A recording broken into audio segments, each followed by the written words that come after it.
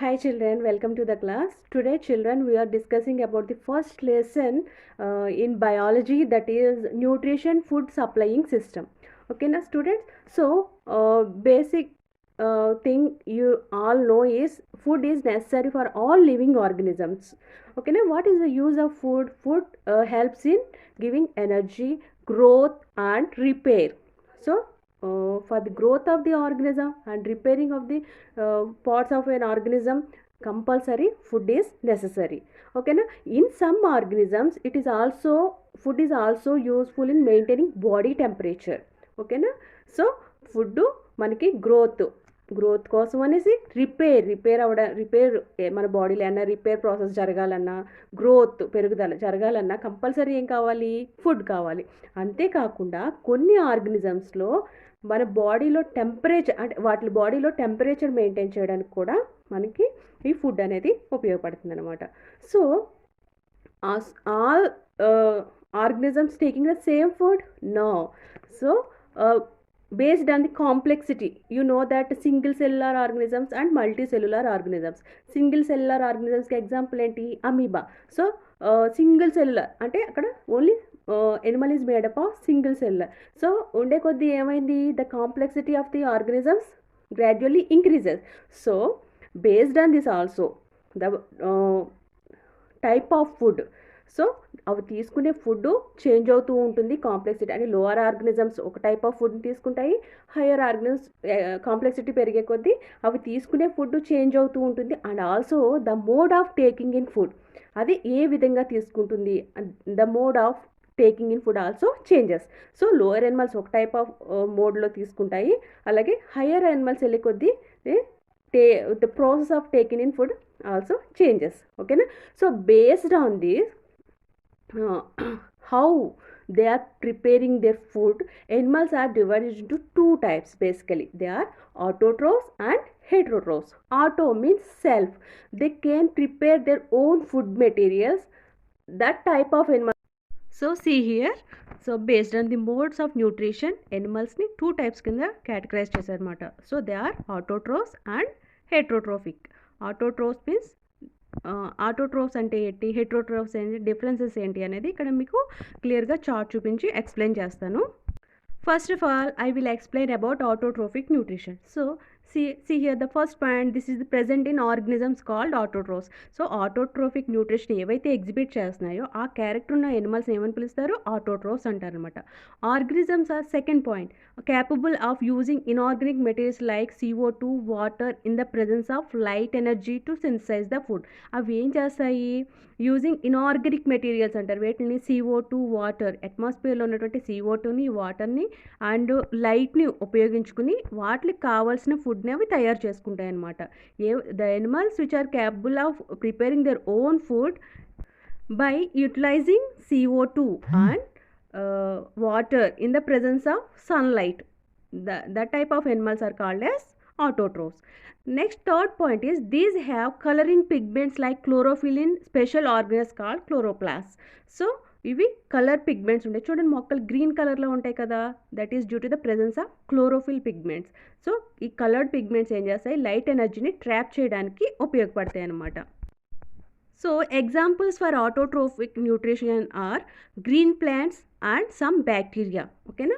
So all chlorophyll pigment ఉన్నటువంటి all plants comes under autotrophs and some bacteria also. Chlorophyll pigments some bacteria లో ఉంటాయి. So those bacteria also can prepare their own food materials. Okay na? Next come to the heterotrophic nutrition. Hetero means they depend on other organisms directly or indirectly. So best example చూడండి, మనము కొన్ని leafy vegetables తింటాం. ఓకేనా? అవి ఏంటి, మనం డైరెక్ట్గా తినేయం కదా, మనం కుక్ చేసుకుని తింటాం. సో ఇండైరెక్ట్గా మనం వాటి మీద, అంటే మనం రోజు తినే రైస్ ఎక్కడి నుంచి వస్తుంది? ప్లాంట్స్ నుంచి వస్తుంది. ఆ రైస్ని మనం డైరెక్ట్గా తినేయం కదా, మనం ఇండైరెక్ట్గా వాటిని కుక్ చేసుకుని తింటాం. అదే గోట్స్, షీప్స్ ఉన్నాయనుకోండి, they directly eat the plants. So this type of nutrition is called heterotrophic nutrition. So there is no need of any colour pigments, ఎందుకంటే సన్లైట్ని ట్రాప్ చేయాలని అలాంటి యూజ్ ఏం లేదు కాబట్టి, ఇక్కడ అవసరం లేదు కాబట్టి, సో కలర్ పిగ్మెంట్స్ అనేవి ఏమి ఉండవు. Example fungi. So all higher animals అన్నీ కూడా మనకి హెటరోట్రోఫిక్ న్యూట్రిషన్లోకి వస్తాయి అన్నమాట. So most of the things that we are eat are obtained from plants. మనం తినేవి చాలా వరకు ఎక్కడి నుంచి వస్తున్నాయి? ప్లాంట్స్ నుంచి వస్తున్నాయి అనమాట. Even if you depend on animal products we would find that those animals depend on plants. ఒకవేళ మనం ఎనిమల్స్ మీద డిపెండ్ అవుతున్నా కానీ కొంతవరకు మనం ఎనిమల్స్ని కూడా తింటాం కదా. కానీ మరి ఆ ఎనిమల్స్ దేని మీద డిపెండ్ అవుతున్నాయి? They depend on plants for food. But how do plants carry out their life process? Okay, మరి ప్లాంట్స్ ఈ లైఫ్ ప్రాసెస్ని ఎలా క్యారీ అవుట్ చేస్తున్నాయి, అసలు ఈ ప్రాసెస్ ఏం జరుగుతుంది అనేది పెద్ద క్వశ్చన్ అనమాట. So scientists have been working for centuries to find out how plants carry out these life process. So centuries మన సైంటిస్టులు వర్క్ చేసి రీసెర్చ్ చేశారనమాట. అసలు ప్లాంట్స్లో ప్రాసెస్ ఎలా జరుగుతుంది, ఏ విధంగా ఫుడ్ని తయారు చేసుకుంటున్నాయి. మనం ఈజీగా ఇప్పుడు ఫోటోసింథసిస్ వల్ల జరుగుతుంది, ఫోటోసింథసిస్లో ఇలా జరుగుతుంది అని మనం ఈజీగా ఏంటి చెప్పుకుంటున్నాం.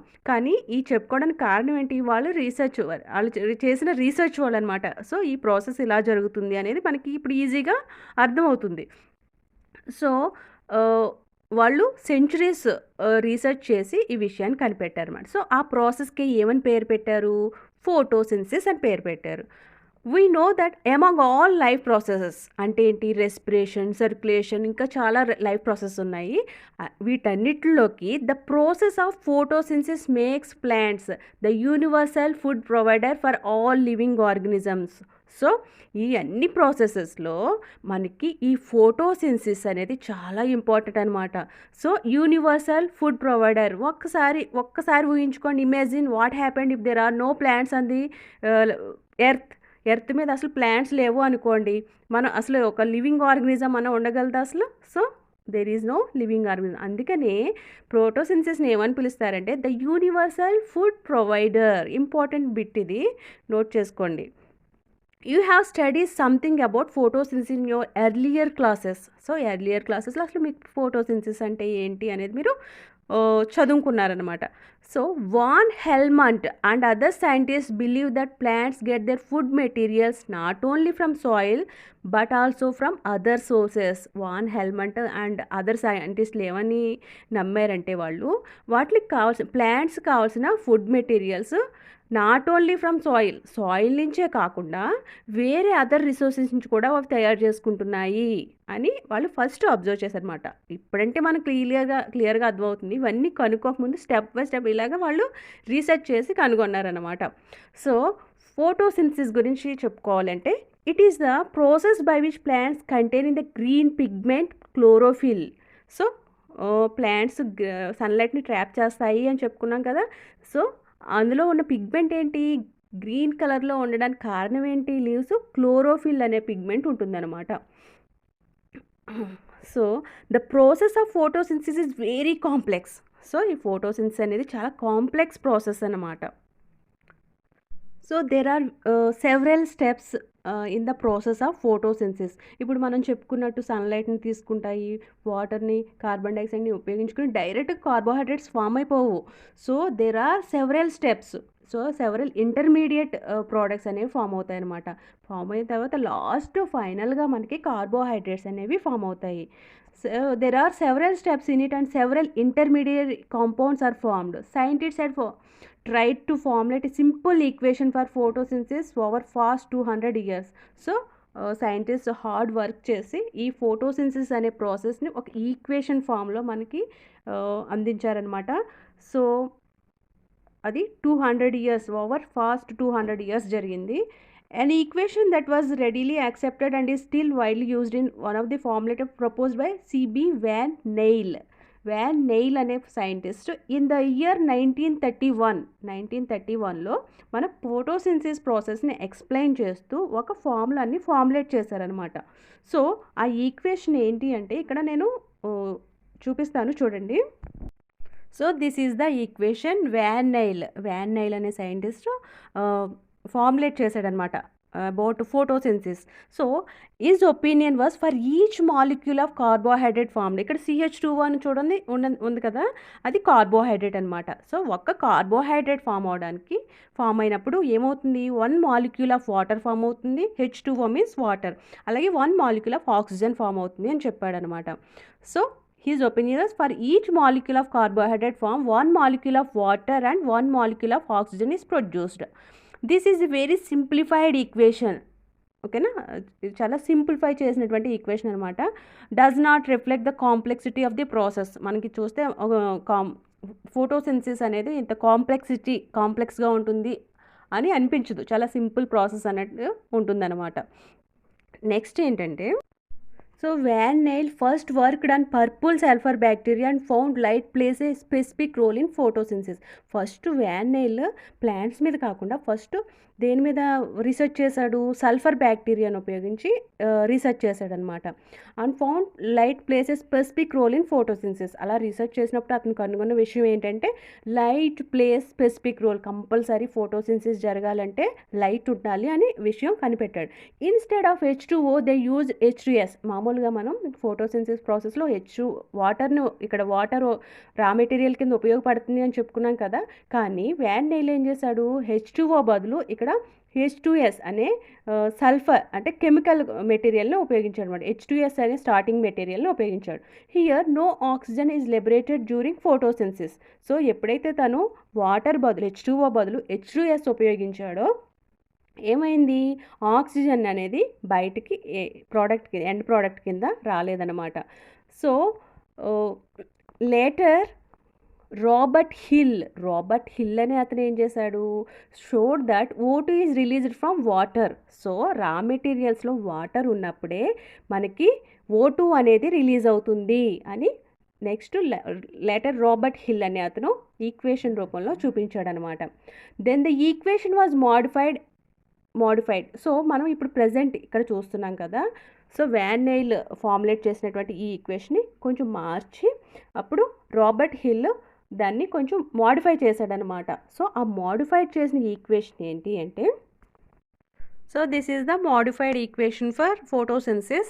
Here see the equation, 6 molecules of carbon dioxide plus 12 molecules of water in the presence of light and plant and chlorophyll pigments, C6H12O6 means glucose, okay na, so are carbohydrates, plus 6O2 plus 6H2O, 6 molecules of oxygen form అవుతుంది, 6H2O అనేది form అవుతుంది. So ఈ ఈక్వేషన్కి ముందున్న చూడండి 6CO2 plus 12H2O, వాటిని and light plant enzymes ఇవన్నీ రా materials అనమాట. సో కార్బోహైడ్రేట్స్ ఫామ్ అవ్వాలి ఈ ఫోటోసింథసిస్ అనే ప్రాసెస్లో అంటే కావాల్సినవి ఏంటి, వాటిని రా మెటీరియల్స్ అంటారు. సో ఇక్కడ రా మెటీరియల్స్ ఏంటి, carbon dioxide, water, light and chlorophyll pigments. These are the raw materials and the end products are C6H12O6 glucose are carbohydrates, 6O2 plus 6H2O water, next oxygen. ఇవి end products అన్నమాట. ఓకేనా, what are the raw materials for photosynthesis అని అడుగుతాడు. సో అప్పుడు మీరు ఈ 6 carbon dioxide, water, sunlight and chlorophyll pigments అని రాయాలి. The equations are very important. So compulsory మీరు బై హార్ట్ చేయాలి వీటిని. So it is known that plants synthesize carbohydrates, the smaller simpler ones first like glucose and from them. So మనం ఇక్కడ ముందు equation చెప్పుకునేటప్పుడు చెప్పాం కదా, ఎండ్ ప్రోడక్ట్స్లో ఏమో ఫామ్ అవుతుంది, C6H12O6 అనేది గ్లూకోజ్ లేదా కార్బోహైడ్రేట్స్. సో గ్లూకోజ్ రూపంలో ఉంటుందన్నమాట ఆ carbohydrate. That is very simple sugar, చాలా సింపుల్ షుగర్. సో ప్లాంట్స్లో ఫస్ట్ ఫామ్ అయ్యేది ఏంటి, గ్లూకోజ్ రూపంలోనే ఫామ్ అవుతుందన్నమాట. Later it is converted into complex sugars. So ఈ గ్లూకోజ్ కాస్త తర్వాత స్టార్చ్ కింద, సెల్యులోజ్ కింద కన్వర్ట్ అవుతుంది. కన్వర్ట్ అయ్యి డిఫరెంట్ పార్ట్స్లో స్టోర్ అవుతుంది అనమాట. So first photosynthesis, after photosynthesis, in the process of photosynthesis glucose is formed. Later on the simple sugar glucose is converted into starch and cellulose. Is it clear?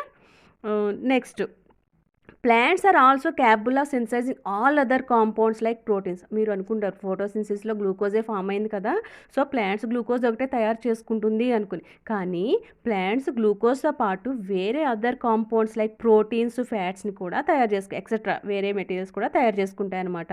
So plants also prepare proteins, fats etcetera. Hence most plants are called autotrophs. అందుకనే ప్లాంట్స్ని ఏమని పిలుస్తారు, most of the plants are called autotrophs.